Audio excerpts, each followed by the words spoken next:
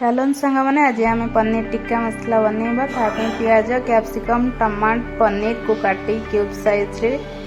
मुझे रखीदे कि गुंड मसला पकईदे हलदी पकईदेली लंका गुंड पकईदेली ये मसला पका हो गला जीरा पाउडर धनिया पाउडर गोलमर्च पाउडर आमचूर पाउडर चाट मसला लुण स्वाद अनुसार देते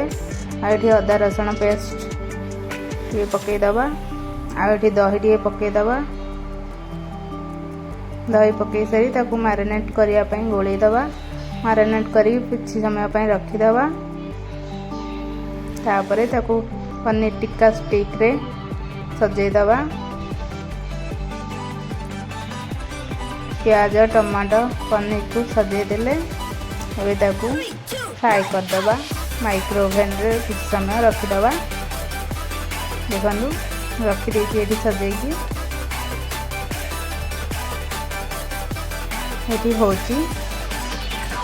तापर देखंतु हमर हे गला पनीर टिक्का चलन खाइबा।